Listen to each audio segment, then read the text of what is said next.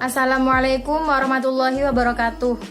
Nama saya Anissa Maimunah Putri, NIM saya U2019-1026. Di sini saya akan menjelaskan tentang rosem dan dobet dalam Mushaf Al-Quran Nusantara untuk memenuhi tugas UAS dalam mata kuliah Mushaf Al-Quran. Baik, yang di sini yang pertama ini saya akan menjelaskan tentang ilmu rosem Utsmani, yaitu rosem Utsmani adalah cara penulisan lafadz Al-Quran yang telah disetujui oleh sahabat Utsman bin Affan pada waktu penulisan Mushaf Utsmaniyah yang berjumlah 6 buah, di mana ejaannya merujuk pada suhuf Abu Bakar. Adanya perbedaan ini menjadikan rosem Utsmani menjadi bagian dari salah satu cabang ilmu pengetahuan yang bernama ilmu rosem Utsmani. Ilmu ini didefinisikan sebagai ilmu untuk mengetahui segi-segi perbedaan antara rosem Utsmani dan kaidah-kaidah rosem kiasi. Rosem kiasi, rosem yang memperhatikan kecocokan antara tulisan dan ucapan, atau yang biasa disebut dengan rosem imla'i, yang dimana tulisannya biasanya dapat ditemukan di majalah, di buku, dan media yang berbahasa Arab. Selanjutnya, bentuk ragam rosem Utsmani. Bentuk ragam rosem Utsmani ini telah diakui oleh umat Islam sejak masa Utsman, dan pemeliharaan rosem Utsmani ini jaminannya yang sangat kuat bagi penjagaan Al-Quran dari perubahan dan pengertian huruf-hurufnya. Selanjutnya saya akan menjelaskan tentang ilmu dobet, yang dimana secara bahasa yaitu sampainya sesuatu pada tujuan dalam menjaga sesuatu. Sedangkan secara istilah adalah ilmu yang dapat mengetahui maksud dari suatu huruf, baik dari harokat sukun, tasydid, mad, dan sebagainya. Selanjutnya itu sejarah pembentukan dobet. Itu ada 3 sejarah, ada 3 periode. Yang pertama itu pada periode Abu Aswad Ad-Du'ali. Yang kedua itu pada periode Nasr bin Asim dan Yahya bin Ya'mur. Yang ketiga ini pada periode Khalil bin Ahmad Al-Farahidi. Yang pertama itu periode Abu Aswad Ad-Du'ali, yang dimana sejarahnya itu perumusan tanda baca ini dilakukan oleh Abu Aswad Ad-Du'ali, terjadi pada kekhalifahan Ali bin Abi Thalib dan diindustrikan langsung oleh Ali bin Abi Thalib.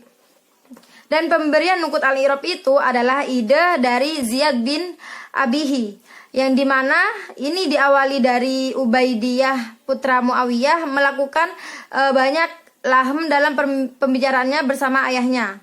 Lalu Muawiyah mengirimkan surat keteguran kepada Ziyad bin Abihi atas kejadian itu, dan tanpa berpikir panjang Ziyad bin Abihi ini mengirimkan surat kepada Abu Aswad Ad-Du'ali untuk memperbaiki bacaan dalam Al-Quran agar orang-orang selain Arab ini dapat membaca Al-Quran dengan baik dan benar. Yang kedua ini periode pada masa Nasr bin Asim dan Yahya bin Ya'mur, di mana Nasr bin Asim dan Yahya bin Ya'mur ini adalah murid dari Abu Aswad Ad-Du'ali. Pada pemerintahan Abdul bin Marwan, banyak juga terjadi kekeliruan dalam membaca atau menentukan jenis huruf dikarenakan perluasan dan pembukaan wilayah Islam. Kejadiannya itu sama seperti pada masa Abu Aswad Ad-Du'ali. Maka dari itu, seorang gubernur yang bernama Al-Hajjaj bin Yusuf As-Saqafi selaku bawahan Abdul Malik menginstruksikan kepada Nasr dan Yahya untuk membuat suatu sistem baru berupa tanda baca yang serupa dengan cara yang pernah dilakukan oleh Abu Aswad Ad-Du'ali sebelumnya. Akan tetapi, yang membedakan yaitu huruf-huruf yang bentuknya sama atau nukut al-i'jam. Sedangkan periode ketiga ini periode pada masa Khalil bin Ahmad Al-Farahidi, di mana pada periode ini beliau hanya menyempurnakan dari nukut al-i'rab dan nukut al-i'jam. Dan penyempurnaannya pada masa Khalil ini menambahkan tanda baca yang berupa harokat tanwin, sukun, tasydid, hamzah, ismam, dan raum. Selanjutnya yaitu pengenalan ruang lingkup dobet. Yang pertama itu ada harokat, tanwin, sukun, tasydid, tanda mad, hamzah, ismam, dan imalah. Yang pertama ini harokat. Harokat itu ada 3, fathah, kasroh, dumah. Nah, harokat fathah ini dulu pada masa Abu Aswad Ad-Du'ali ini ditandai dengan tanda titik di atas huruf. Sedangkan kalau doma itu tanda titik di samping huruf, dan sedangkan kasroh itu tanda titik ada di bawah huruf.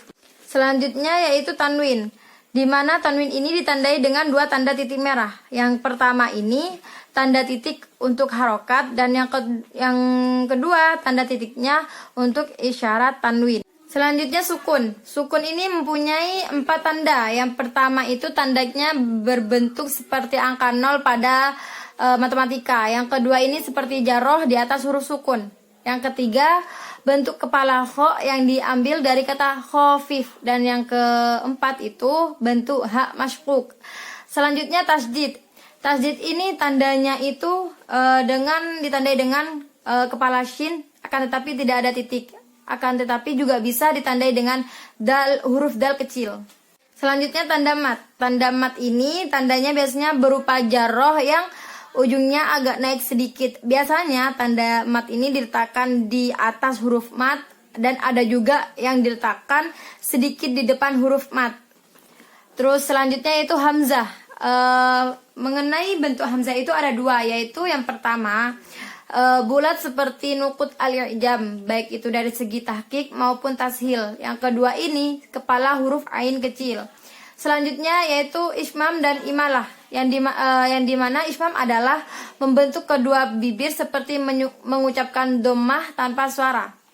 Tempatnya bacaan ismam ini di tengah-tengah dengungnya nun dan tasdid. Lafaz ismam ini hanya ada pada surat Yusuf ayat 11. Sedangkan imalah adalah bacaan condong. Condongnya fathah pada kasroh alif atau alif pada ya. Lafaz imalah ini di Al-Quran ini juga hanya ada satu, yaitu terdapat pada surat Hud ayat 41. Selanjutnya yaitu menjelaskan tentang eksistensi Rosem Utsmani dan dobet pada masa kini. Yang secara garis besar, komponen Mushaf Al-Quran standar Indonesia adalah terdiri dari 114 surat 30 juz. Dalam satu hizib terdapat 4 rubu dan 6.236. Pada aspek Rosem Mushaf Al-Quran standar Utsmani mengacu pada hasil rumusan Rosem Utsmani pada Muker 1 tahun 1974.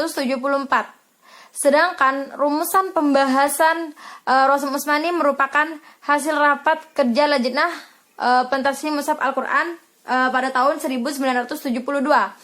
Dari aspek penulisan, Mushaf Standar Utsmani mengambil bahan buku dari Al-Quran terbitan Departemen Agama tahun 1960 atau Mushaf Al-Quran Bombay, dan sekaligus menjadi pedoman tanda baca.